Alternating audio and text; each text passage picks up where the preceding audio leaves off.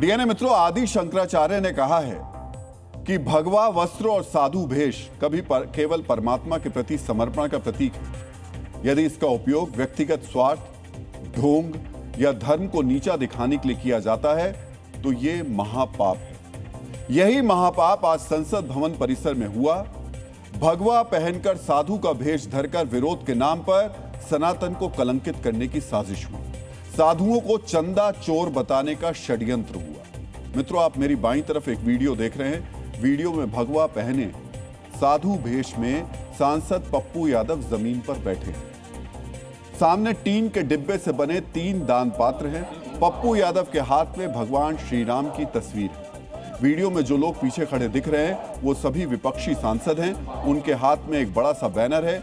एक सांसद के हाथ में चंदा चोरी वाला पोस्टर भी है। साधु भेष में पप्पू यादव जब जमीन पर आसन जमा लेते हैं तो चंदा चोरी के खिलाफ नारेबाजी शुरू हो जाती है। इस नारेबाजी के बीच में एक एक कर सांसद आते हैं और साधु बने पप्पू यादव को दान देते हैं। पप्पू यादव चंदे को दान पात्र में डालने के बजाय अपनी जेब में रख लेते हैं। समाजवादी पार्टी की टोपी पहने एक महिला सांसद पप्पू यादव के पास आकर बैठ जाती हैं। तभी राहुल गांधी आते हैं, जेब से नोट निकालते हैं और दान पात्र में डालते हैं। अयोध्या से समाजवादी पार्टी के सांसद अवधेश प्रसाद भी आते हैं। हाथ में चढ़ावा चोरी गद्दी छोड़ वाला पोस्टर लिए धर्मेंद्र यादव भी कैमरे के सामने आते हैं। एक एक कर कई सांसद पप्पू यादव के आसपास जुटते हैं। उसके बाद क्या होता है वो बहुत ही ध्यान से देखिए।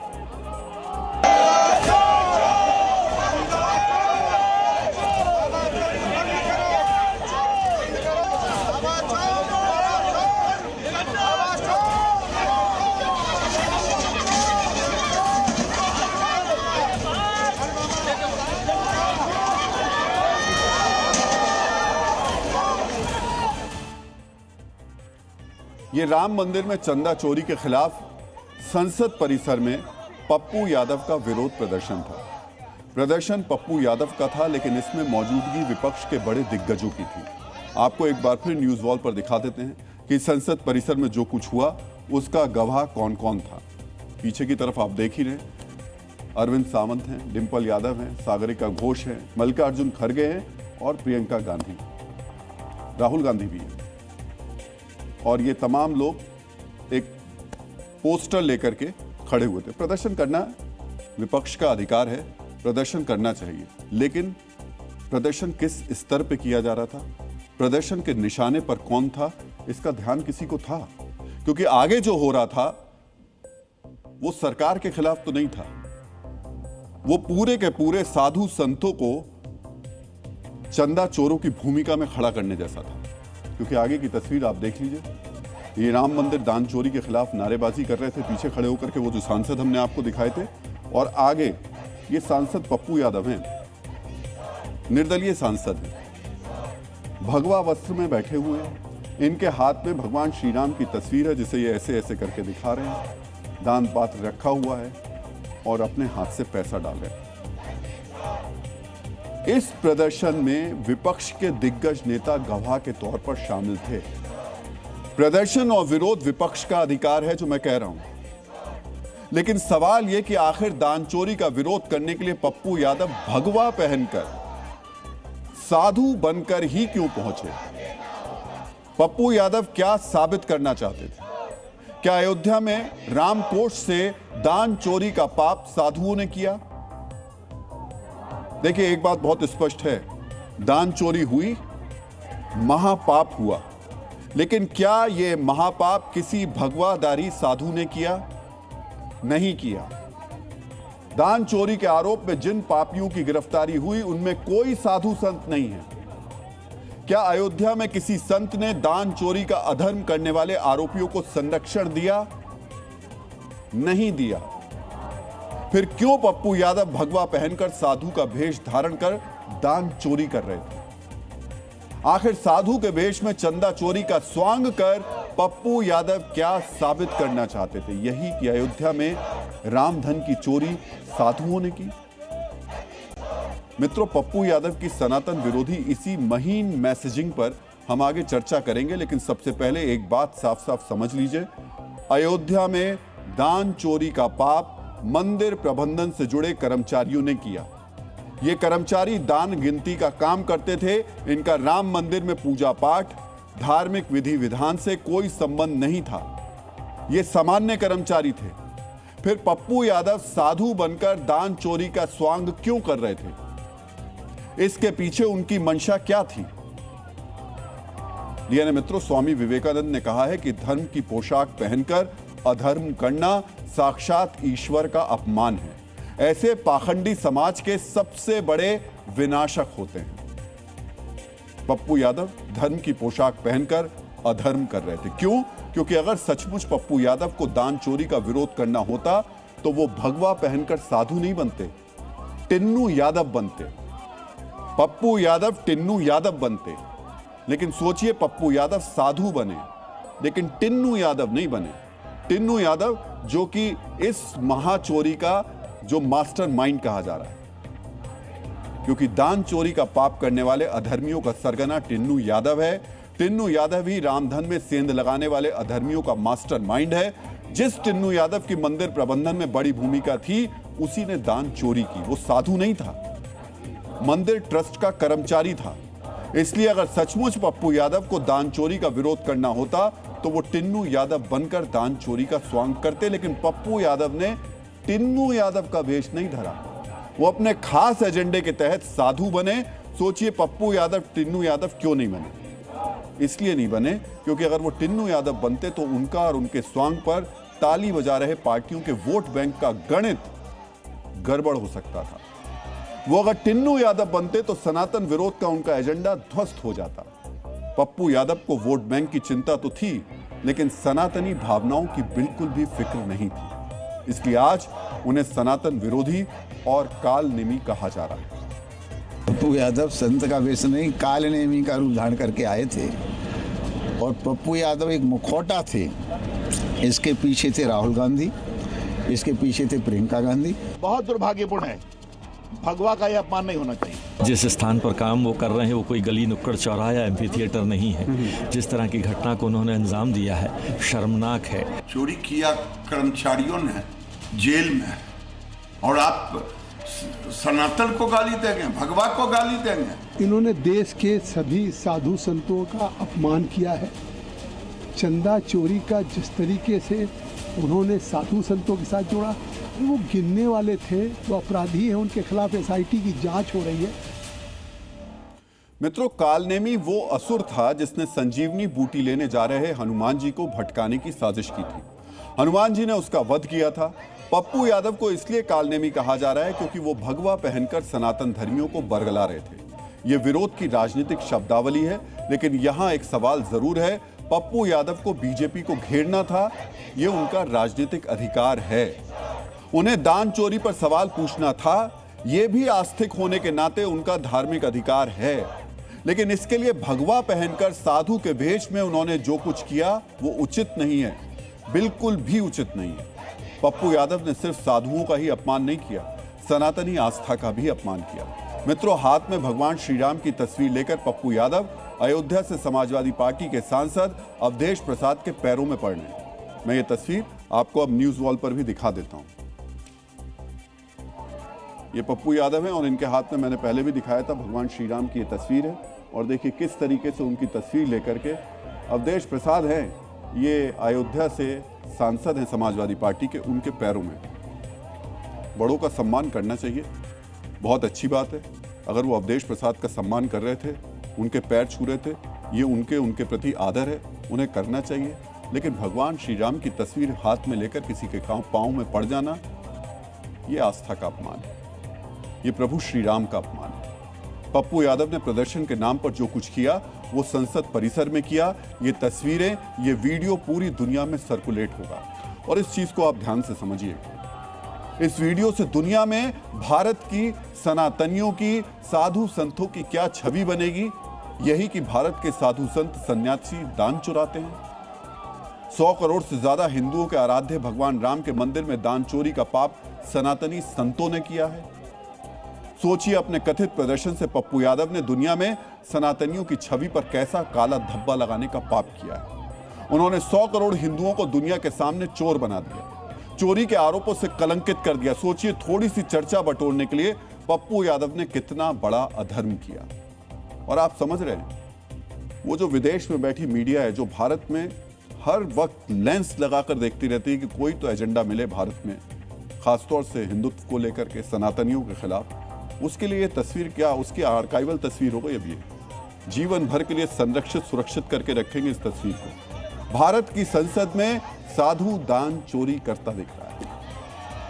मित्रों, लोकतंत्र में विरोध करना विपक्ष का राजनीतिक अधिकार है। दान चोरी का विपक्ष विरोध करता रहा है, लेकिन इस विरोध का चेहरा चुनने में तो विपक्ष को जरूर राजनीतिक समझदारी दिखानी चाहिए। सोचिए, दान चोरी का विरोध कौन कर रहा है? पप्पू यादव, वो भी साधु तपस्वी के भेष में। क्या पप्पू यादव ने तपस्या की है? पप्पू यादव और उनके समर्थक कहेंगे कि उन्होंने बिल्कुल बहुत ही घनघोर तपस्या की है, लेकिन उन्होंने ये तपस्या किसी मंदिर या पवित्र धर्म स्थल पर नहीं की है।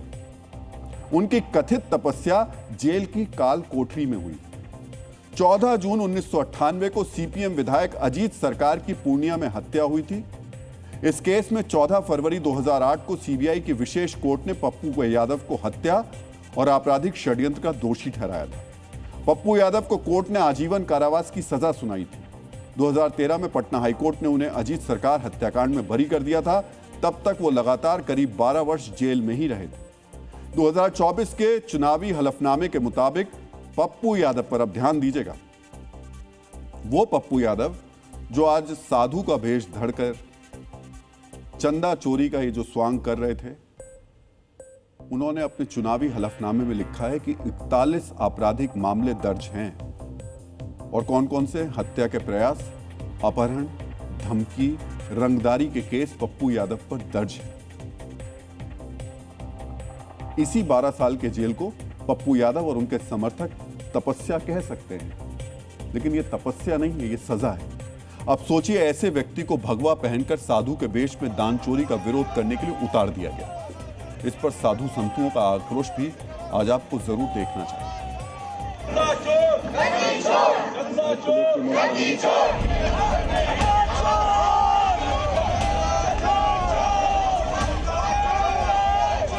क्या डेमोक्रेसी में, लोकतांत्रिक व्यवस्था में, प्रजातंत्र में इस प्रकार से सनातन का अपमान माननीय सांसद करेंगे?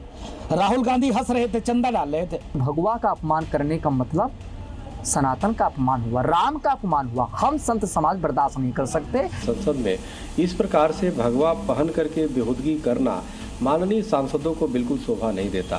सनातन हिंदू धर्म, उनके साधु संतों के त्याग तपस्या को लांछित करने का प्रयास अखिल भारतीय संत समिति कतई बर्दाश्त नहीं करेगी। संतों के भेष का अपमान करने का प्रयास किया है, संत रूप में आकर उसने दिखाने का प्रयास किया है, वो कभी भी क्षमा योग्य नहीं है।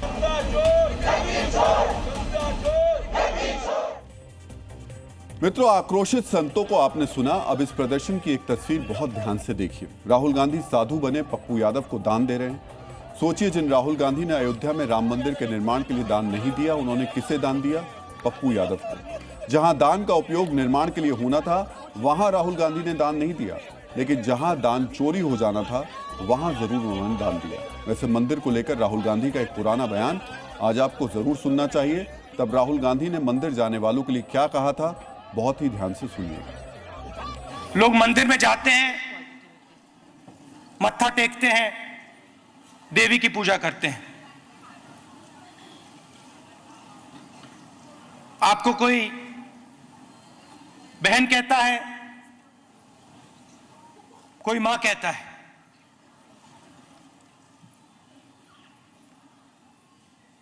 मगर सच्चाई यह है कि वही लोग जो मां और बहन कहते हैं, वही लोग आपको बस में छेड़ते हैं। मित्रों, ये अपनी अपनी आस्था है, लेकिन ये आस्था भी बहुत सेलेक्टिव है। आज पप्पू यादव दान चोरी का विरोध करने के लिए भगवा पहनकर साधु बन गए, लेकिन उन्हीं पप्पू यादव ने इस्लामिक कपड़े पहनकर मौलाना बनकर दरगाह में दान चोरी का कभी विरोध नहीं किया। उन्होंने मौलाना वाला गेटअप कभी नहीं लिया। और ये बात हम क्यों कह रहे हैं? ज्यादा दिन पुरानी बात नहीं है। जहां उत्तर प्रदेश में अयोध्या में राम मंदिर में यह महापाप हुआ, उसी उत्तर प्रदेश के बहराइच में सलार मसूद गाजी दरगाह में 100 करोड़ की चंदा चोरी का आरोप लगा था। आरोप दरगाह मैनेजमेंट कमेटी और दरगाह में काम करने वाले खादिमों पर लगा था। यहां सीधे धार्मिक काम से जुड़े लोग चंदा चोरी के आरोपी थे, जो सीधे धार्मिक काम में जुड़े हुए थे। अयोध्या के राम मंदिर में जिन्होंने दान चोरी की, वो सीधे धार्मिक काम में जुड़ा हुआ उनमें से एक भी आदमी नहीं था। लेकिन इस चंदा चोरी पर पप्पू यादव ने सेलेक्टिव चिप्पी ओढ़ ली। आज साधु बनने वाले पप्पू यादव ने तब मौलाना बनकर दरगाह में चंदा चोरी का विरोध नहीं किया। क्यों नहीं किया? क्योंकि फिर वही वोट बैंक वाली राजनीति है। अगर गलती से भी पप्पू यादव मौलाना बन गए तो पहले तो उनके खिलाफ फतवा जारी होता, सड़क पर उनके विरोध होते, फिर उनका राजनीतिक बहिष्कार होता। इसलिए वो दरगाह में चंदा चोरी पर चुप हो जाते हैं। मौलाना बनने की गलती नहीं करते हैं, लेकिन साधु बनकर सनातन धर्मियों की सहिष्णुता और धैर्य की परीक्षा जरूर लेते हैं। आज पप्पू यादव बहुत खुश होंगे। हर जगह वही हैं, हर जगह उनकी तस्वीरें हैं, उनके वीडियो चल रहे हैं। चोरी के विरोध के नाम पर, जो दान चोरी के विरोध के नाम पर उन्होंने जो स्वांग किया, उस पर आज वो गर्व महसूस कर रहे हैं, क्योंकि आज हर तरफ वो हैं। नेपथ्य से निकलकर वो केंद्र में आ गए। लेकिन अपने इस नाटक से उन्होंने सनातन के साथ ही अयोध्या के संतों और बिहार की भूमि का भी अपमान किया। पप्पू यादव बिहार से सांसद हैं। उन्होंने अयोध्या के संतों पर दान चोरी का कलंक लगाने का अधर्म किया। पप्पू यादव को आज जानना चाहिए कि रामानंदी संप्रदाय के सन्यासी बाबा अभिराम दास दरभंगा से अयोध्या आए थे। 22-23 दिसंबर 1949 को राम जन्म स्थान पर भगवान राम की प्रतिमा के प्रकटीकरण के मामले में उनकी बड़ी भूमिका थी। तत्कालीन प्रशासन ने इस केस में उन्हें मुख्य अभियुक्त बनाया था। राम मंदिर आंदोलन का सबसे बड़ा चेहरा रहे महंत रामचंद्र दास परमहंस छपरा से अयोध्या आए थे। करीब 17 वर्ष की आयु में 1930 में उन्होंने अयोध्या में दिगंबर अखाड़े की छावनी में परमहंस राम किंकर दास से दीक्षा ली थी। दिसंबर 1949 में गर्भगृह में मूर्ति स्थापना से लेकर मंदिर की पहली ईंट रखे जाने तक की हर दास्तान में उनकी भूमिका रही। ये हम बिहार से आए संतों की भूमिका बता रहे हैं आपको। वही बिहार जहां के आज एक सांसद ने साधु का भेष धर के स्वांग किया। 1950 में विवादित स्थल पर पूजा के अधिकार का पहला मुकदमा दायर करने वालों में भी वो शामिल थे। नवंबर 1989 के शिलान्यास में मंदिर की पहली ईंट रखने का अवसर बिहार के दलित समाज के कामेश्वर चौपाल को दिया गया था। उन्हें प्रथम कार सेवक कहा जाता है। ये बिहार के लोगों की, बिहार के साधु संतों की अयोध्या में कार सेवा थी। यानी हर कालखंड में अयोध्या में भगवान राम का कार्य करने वाले संतों में बिहार से आए साधुओं की प्रमुख भूमिका रही। पप्पू यादव ने भगवा पहनकर साधु बनकर जो नौटंकी की, उससे बिहार की पवित्र भूमि और संतों का भी अपमान हुआ। आर्य समाज के संस्थापक महर्षि दयानंद सरस्वती ने कहा है कि सत्य आचरण ही सच्चा धर्म है। जो व्यक्ति भीतर से अधर्मी है और बाहर से साधु का आडंबर रचकर सनातन की मर्यादाओं का मजाक उड़ाता है, वो समाज के लिए एक घातक विष के समान है। पप्पू यादव का आचरण समाज के लिए घातक विष है, क्योंकि उन्होंने विरोध के लिए भगवा पहनकर नौटंकी का जो तरीका चुना वो गलत था। उन्होंने साधु संतों की छवि खराब करने की साजिश की, साथ ही संसद की गरिमा भी गिराई। मित्रों, पप्पू यादव ने संसद के मकर द्वार के पास प्रदर्शन का स्वांग रचा। यहां विरोध प्रदर्शन की मनाही है।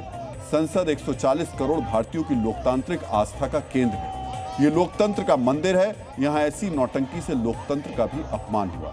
मित्रों, पप्पू यादव ने कालनेमी वाले एपिसोड से भारत विरोधी इंटरनेशनल लॉबी को भी एक मुद्दा थमा दिया।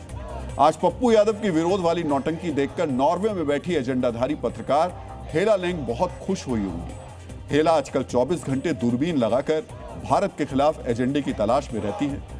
नॉर्वे में बैठकर भी उन्हें सिर्फ भारत की कमियां तलाशने की फिक्र रहती है। वो रोज लेंस लगाकर देखती हैं कि आज भारत के खिलाफ किस मुद्दे पर बोला जाए। पप्पू यादव ने हेला लेंग को मुद्दा थमा दिया है। देखिएगा अगले कुछ घंटों में हेला लेंग समेत दूसरे भारत और सनातन विरोधी इंटरनेशनल लॉबी भी अपने अपने रिएक्शन देने लगेंगे। मित्रों, जरूरी है कि भगवा और सनातन को बदनाम करने वाले ऐसे लोगों से सावधान रहा जाए। ऐसे लोगों को यह बताया जाए कि दान चोरी जैसा अधर्म सनातनी साधुओं ने नहीं किया। कुछ पथभ्रष्ट धनलोभी इसमें शामिल हो सकते हैं, लेकिन कुछ पथभ्रष्ट दोषियों के पाप से समूचा सनातन कलंकित नहीं हो सकता।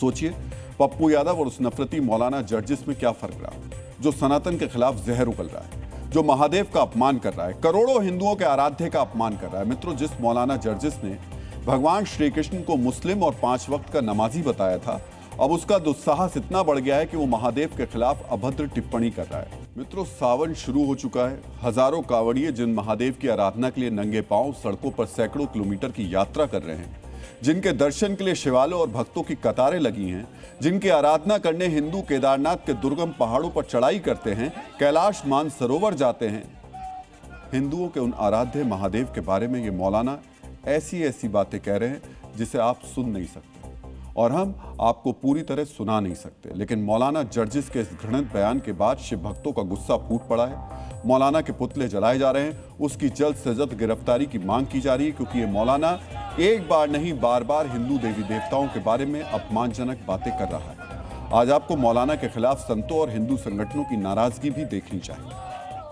हमारी भारत सरकार से मांग है, इस मौलाना जर्जिस अंसारी पर देशद्रोह का मुकदमा किया जाए और इस मौलाना को पाकिस्तान भेजा जाए, क्योंकि ऐसे मौलाना हमारे सनातन धर्म को बदनाम करने के लिए अनगढ़ टिप्पणी करते रहते हैं। ऐसे मौलानाओं का हिंदुस्तान में कोई काम नहीं है। जर्जिस जैसे जर्जर मानसिकता के मौलाना आजकल नए नए खेतों में उग रहे हैं, कभी कहीं से कभी कहीं से, कभी भगवान राम पर तो कभी कृष्ण पर, कभी हमारे आस्था के अन्य केंद्रों पर कुठाराघात करने से बाज नहीं आ रहे।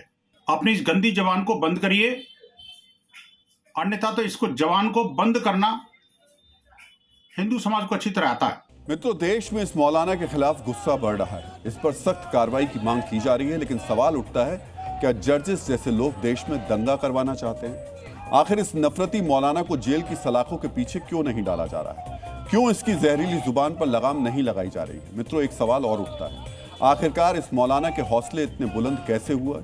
इसे इतनी हिम्मत कौन दे रहा है? ये एक के बाद एक हिंदू देवी देवताओं का अपमान कर रहा है। सच्चाई ये है कि मौलाना के वेश में जर्जिस एक आदतन अपराधी है। आज आपको मौलाना की क्राइम कुंडली के बारे में भी जानना चाहिए। इस मौलाना ने एक महिला को शादी का झांसा देकर उसके साथ बार बार दुष्कर्म किया, वीडियो बनाकर उस महिला को ब्लैकमेल किया और जान से मारने की धमकी दी। वर्ष 2016 में जर्जिस के खिलाफ दुष्कर्म, ब्लैकमेल और धमकी का मामला दर्ज किया गया। 2022 में वाराणसी की फास्ट ट्रैक कोर्ट ने इसी मामले में मौलाना जर्जिस को 10 साल की सश्रम कारावास की सजा सुनाई। लेकिन जैसे ही मौलाना पैरोल पर बाहर आया, उसने हिंदू देवी देवताओं के खिलाफ जहर उगलना शुरू कर दिया। भगवान श्री कृष्ण को मुस्लिम और 5 वक्त का नमाजी बताने वाले विवादित बयान पर लखनऊ के हजरतगंज थाने में FIR दर्ज हुई। पानीपत कोर्ट ने भी इस मामले में मौलाना जर्जिस को नोटिस जारी कर 12 अगस्त को पेश होने के आदेश दिए हैं। रिपोर्ट्स के मुताबिक इटावा, बदायूं, बरेली, वाराणसी, कानपुर, लखनऊ जैसे जिलों में मौलाना जर्जिस के खिलाफ 10 से 12 मामले दर्ज हैं। इनमें यौन उत्पीड़न, धमकी और अन्य संगीन धाराओं के मामले भी शामिल हैं। अब मुसलमान भी चाहते हैं कि इस मौलाना पर कड़ी कार्रवाई की जाए, चाहे वो भगवान शिव के बारे में हो या भगवान श्री कृष्ण के बारे में हो। मुझे लगता है कि किसी के धर्म को ठेस पहुंचाना, किसी की आस्था को ठेस पहुंचाना, ये कतई बर्दाश्त नहीं होता और इसको ईश निंदा में माना जाता है। ये ईश निंदा है। मुझे लगता है ऐसी चीज़ों से सबको बचना चाहिए और ऐसे लोगों के खिलाफ जो इस तरह की भावनाओं के साथ खिलवाड़ करते हैं अपनी दुकान चलाने के लिए, ऐसे लोगों के खिलाफ सख्त कार्रवाई होनी चाहिए। मित्रों, रेप का दोषी मौलाना लंबे वक्त तक सलाखों के पीछे रह चुका है। फिलहाल ये उत्तर प्रदेश के इटावा में रह रहा है और शिव भक्त इसे एक बार फिर से सलाखों के पीछे देखना चाहते हैं। इस मौलाना ने सनातन के अपमान की सुपारी ली है, लेकिन इसका तरीका पप्पू यादव से थोड़ा अलग है। हालांकि मकसद एक ही है। अब हम आपको पप्पू यादव के कालनेमी प्रदर्शन पर लोकसभा अध्यक्ष ओम बिरला की जो उन्होंने कहा वो सुनाते हैं। कुछ मान्य सदस्य तो वेश बदल बदल कर संसद में जिस तरीके से पहनकर आते हैं, मेरी उन मान्य सदस्यों को चेतावनी है, आप सदन की पवित्रता को समाप्त कर रहे हैं, उसकी गरिमा को समाप्त कर रहे हैं। डीएनए मित्रों, कहा जाता है कि एक सभ्यता की सच्ची कसौटी यह है कि वो अपने बुजुर्गों के साथ कैसा व्यवहार करती है। भारतीय समाज में तो बुजुर्ग केवल परिवार के सदस्य नहीं होते, बल्कि अनुभव, परंपरा और जीवन मूल्यों के वाहक माने जाते हैं। बुजुर्ग हमारे अतीत, अनुभव और मार्गदर्शक होते हैं। लेकिन जेन ज़ी के नाम पर चल रहे आंदोलन की आड़ में एक अभिनेत्री ने बुजुर्गों का ऐसा अपमान किया जिसके बारे में सोचा भी नहीं जा सकता। मित्रों, ऋचा चड्ढा नाम की ये अभिनेत्री बुजुर्गों के लिए किस तरह के विचार रखती है, ये आज आपको भी जानना चाहिए। आप बुजुर्गों के लिए अपमान से भरे इनके एक एक शब्द पर गौर कीजिएगा। ऋचा चड्ढा ने सोशल मीडिया पर लिखा, बुड्ढों का सम्मान सिर्फ इसलिए ना करें कि वो सीनियर सिटीजन। कुछ तो ऐसे लगते हैं जैसे उन्हें भक्ति डिमेंशिया हो गया। उन्हें गलतफहमी हो जाती है कि वो युवाओं का मुकाबला कर सकते हैं, जबकि वो रात भर में 5 बार बाथरूम जाए बिना सो भी नहीं पाते। ऋचा चड्ढा आगे लिखती है, बुजुर्गों का सम्मान सिर्फ इसलिए नहीं करें कि वो उम्र में आपसे बड़े हैं, वो बस आपसे पहले पैदा हुए थे, उन्हें ये सम्मान खुद कमाने दें। अंत में ऋचा चड्ढा ने लिखा, सड़क के किसी कोने में सुरक्षित दूरी पर अखबार पर थोड़ा खाना रख दें, उनसे उलझे नहीं। सोचिए ऋचा चड्ढा ये किसके लिए लिख रही है? बुजुर्गों के लिए। वो बुजुर्ग जो हर घर में है। ऋचा चड्ढा के घर में भी होंगे या शायद नहीं होंगे, तभी वो उनके बारे में इस तरीके के विचार रखती है। तो ऋचा चड्ढा ऐसा लिख क्यों रही है? सवाल ये है, सिर्फ इसलिए क्योंकि कुछ बुजुर्ग जंतर मंतर पर चल रहे प्रदर्शन के दौरान गाली गलौज करने वालों को समझाने गए थे। कहा जाता है कि बुजुर्ग घर की जड़ होते हैं और जिन घरों में जड़ों का सम्मान होता है वहां रिश्तों का वृक्ष हमेशा हरा भरा रहता है। लेकिन ऋचा चड्ढा को इसकी जरा भी परवाह नहीं है। आप इस सोशल मीडिया पोस्ट के एक एक शब्द पर गौर कीजिए। ऋचा चड्ढा के मुताबिक सिर्फ उम्र की वजह से बुजुर्गों का सम्मान नहीं करना चाहिए। उनके लिए बुजुर्ग व्यक्ति बुढ़ा है। उनके मुताबिक बुजुर्ग किसी काम के नहीं है, वो बस आपसे पहले पैदा हुए हैं। रात भर वो बाथरूम जाते रहते हैं, उनसे आप दूरी बना लीजिए। आप जिस तरह अपने पालतू जानवरों को खाना देते हैं, ठीक उसी तरह बुजुर्गों को भी खाना देना चाहिए। सोचिए, फिल्मों में काम करने वाली एक कलाकार इस तरीके की बातें कर रही है। वैसे 7 तरह की बातें करने वाले व्यक्ति को कलाकार की श्रेणी में नहीं रखा जा सकता, क्योंकि कलाकार रचनात्मक होने के साथ साथ संवेदनशील भी होते हैं। वो अपने बुजुर्गों के लिए इस तरीके की भद्दी और अपमानजनक बातें नहीं कर सकते। मित्रों, कलाकार तो समाज के रोल मॉडल होते हैं, लेकिन ऋचा चड्ढा जिस तरीके की सीख जेन ज़ी को दे रही है, वैसी सीख देने वाले लोग किसी के आदर्श नहीं हो सकते। और जो इन्हें अपना आदर्श बनाएंगे, उनका भविष्य बर्बादी की तरफ जाना तय है। जेन ज़ी को अपने बुजुर्गों और माता पिता के साथ ऐसा सलूक करने की सीख देने वाली ऋचा चड्ढा क्या अपने घर के बुजुर्गों के साथ इसी तरीके का व्यवहार करती हैं? क्या वो अपने माता पिता से इसी तरह पेश आती हैं? हमें पूरी उम्मीद है कि वो ऐसा नहीं करती होंगी। लेकिन जब वो खुद ऐसा नहीं करती, तो दूसरों के बच्चों को सीख क्यों दे रही है? क्या सिर्फ वायरल होने के लिए? जब आप किसी बुजुर्ग के लिए ऐसे शब्द लिखती हैं, तो ध्यान रखिए, एक दिन हर व्यक्ति का बुजुर्ग होना तय है। आप भी होंगी।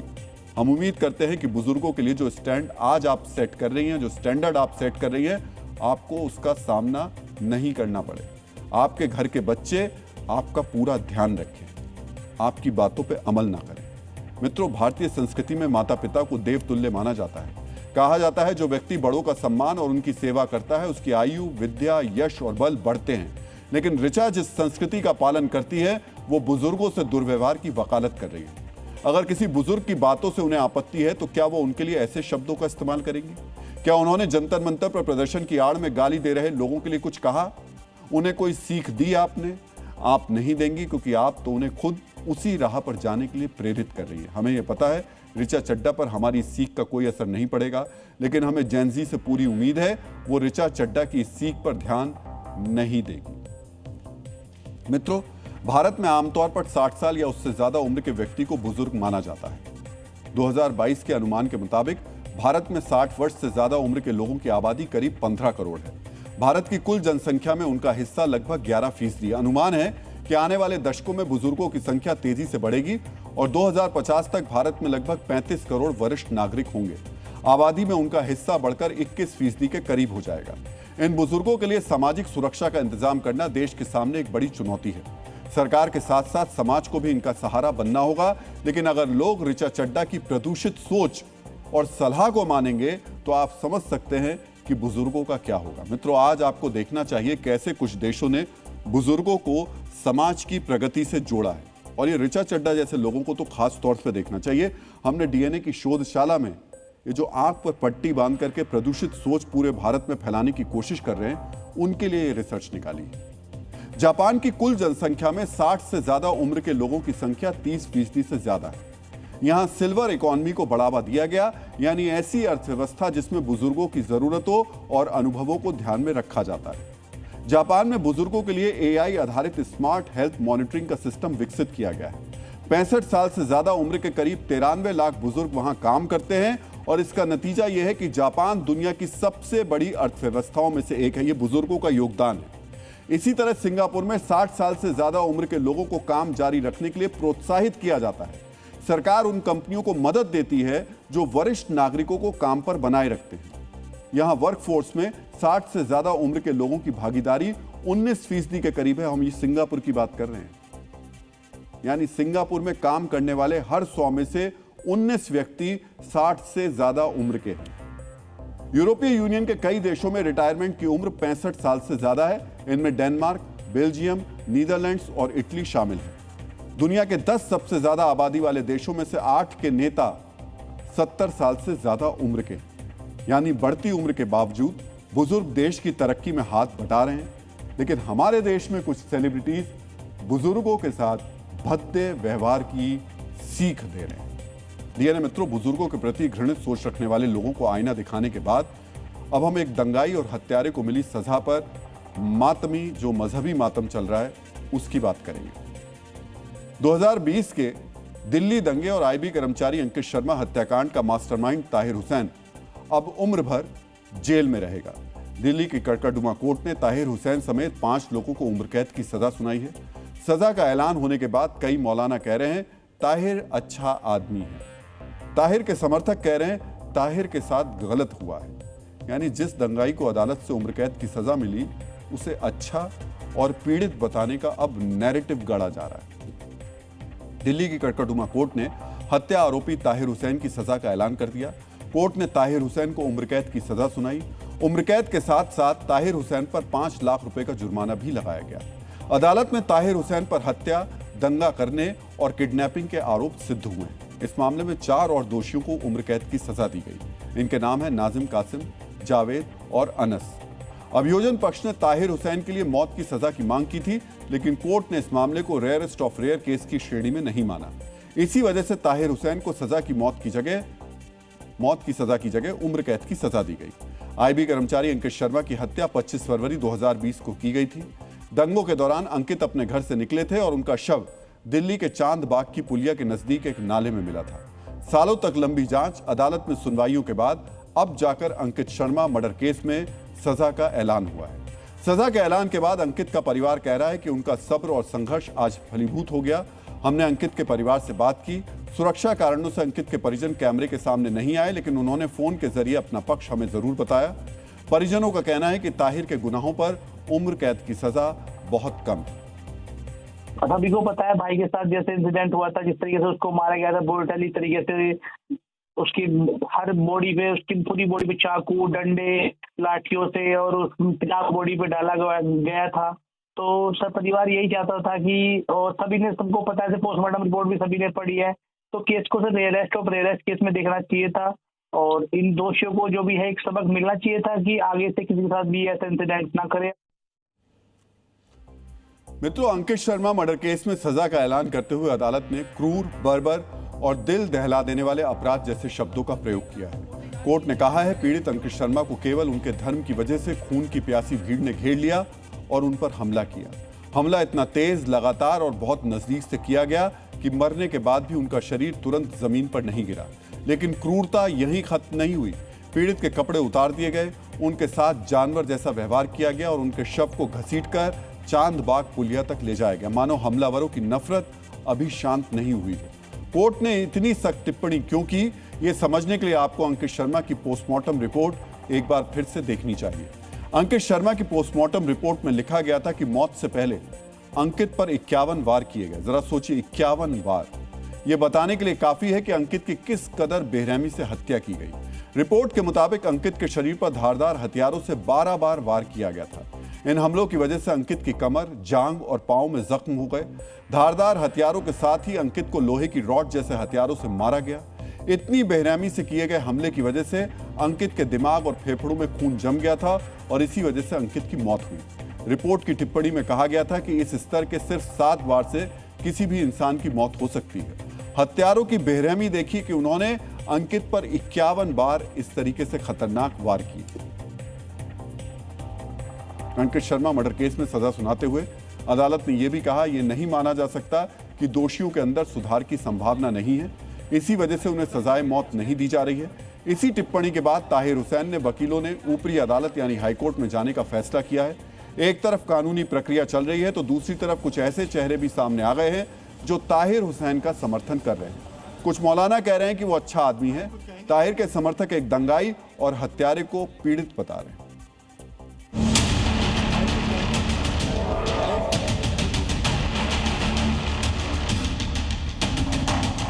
देखिए, ताहिर जो है एक जनप्रतिनिधि था, काउंसलर था इलाके का, और उसका जो कैरेक्टर, उसका जो वहाँ का काम रहा है उसको मैं भी जानता हूँ। अच्छा आदमी था। देखिए, दिल्ली दंगों में जो असल हिंदू युवा वाहिनी और बाहर से लोग आए थे यूपी से, क्योंकि वहाँ के हिंदू भी ये कहते हैं कि यहाँ के लोग नहीं थे जितने लोगों को हमने देखा। और कई वीडियोज़ इस तरह की भी आई कि भाई मुसलमान का घर लूटोगे, जलाओगे तो 5000 मिलेंगे, मस्जिद जलाओगे तो 10,000 मिलेंगे। इस तरह की वीडियोस भी, हालांकि मैं उनकी तस्दीक नहीं करता, लेकिन इस तरह की वीडियोस भी आई कि भाई इस तरह का लोगों को तैयार करके वहाँ लाया गया। और जो कुछ हुआ सबने देखा। इसमें कहीं भी किसी हिंदू का कोई मैन उसमें नाम नहीं आ रहा है, सारे मुसलमान।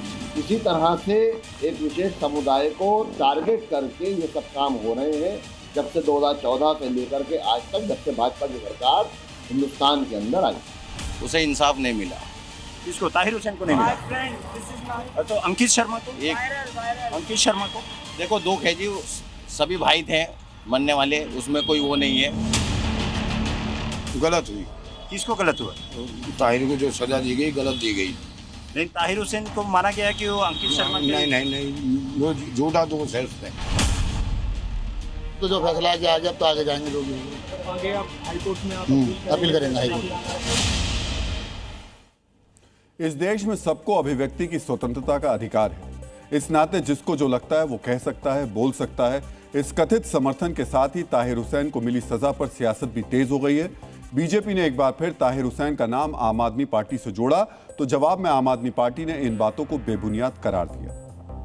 कोर्ट ने उस आरोप में उनको उम्र कैद की सजा सुनाई है। न केवल एक मर्डर, वहां दंगा फैलाने, वहां पर वैमनस्य फैलाने का काम आम आदमी पार्टी के नेताओं ने किया। ताहिर हुसैन उसमें से एक प्रमुख अभियुक्त थे जिनको कोर्ट ने ये सजा सुनाई है।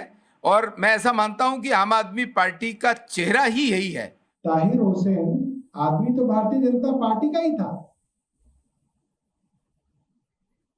आज तक अगर दिल्ली में दंगे हुए और किसी को राजनीतिक फायदा हुआ है दंगों का, तो सिर्फ और सिर्फ भारतीय जनता पार्टी को दंगों का फायदा हुआ है। ताहिर हुसैन को सजा दिलाने के लिए एक अभियान बीजेपी नेता कपिल मिश्रा ने भी चलाया था।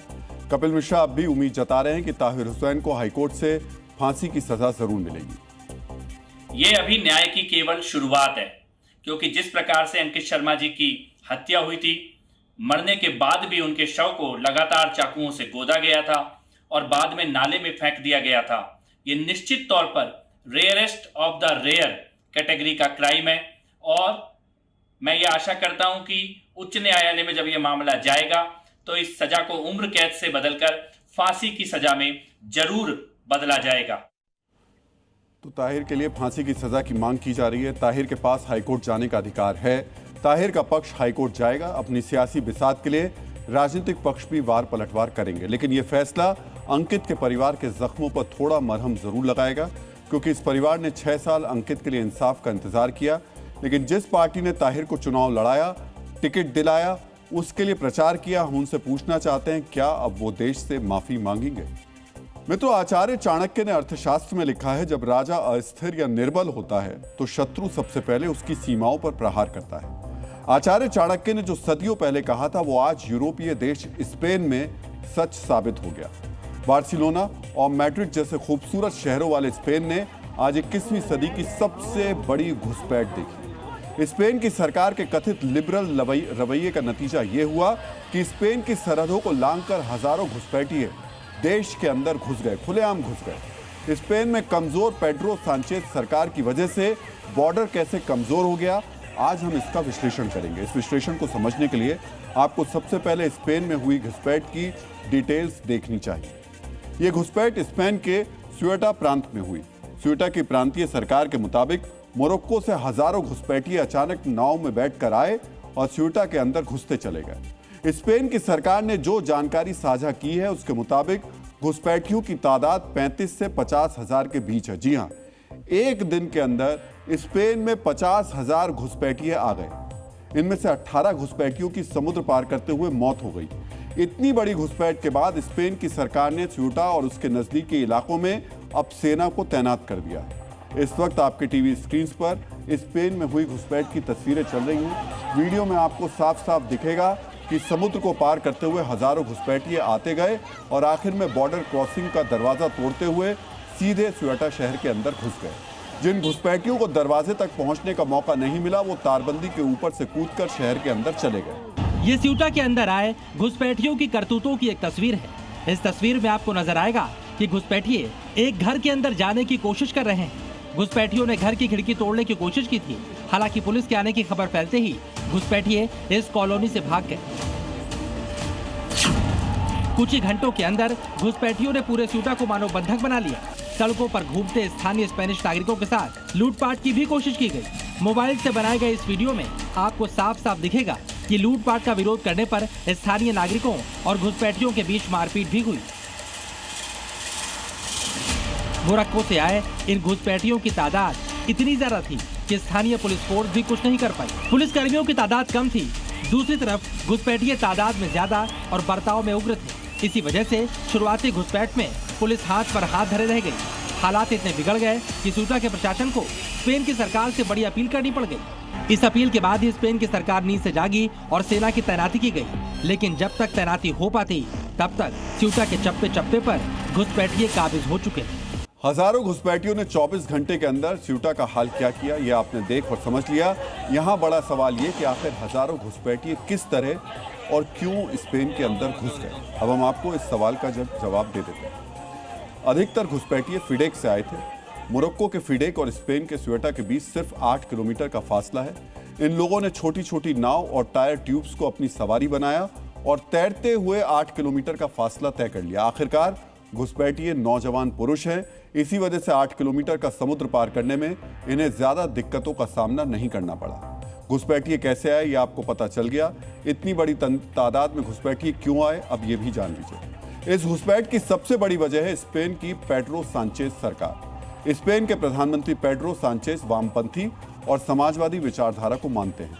वो अप्रवासियों को बेहतर जिंदगी देने की वकालत भी करते हैं। पेड्रो की इन्हीं नीतियों की वजह से स्पेन के सुप्रीम कोर्ट से इसी महीने एक अहम फैसला भी सुनाया गया। स्पेन के सुप्रीम कोर्ट ने आदेश जारी किया, स्पेन का प्रशासन अब मोरक्को से आए अप्रवासियों को सीधे वापस नहीं भेज सकता। पहले स्पेन में आए अप्रवासियों की जांच होगी, जिसके बाद ही उन्हें वापस भेजा जाएगा।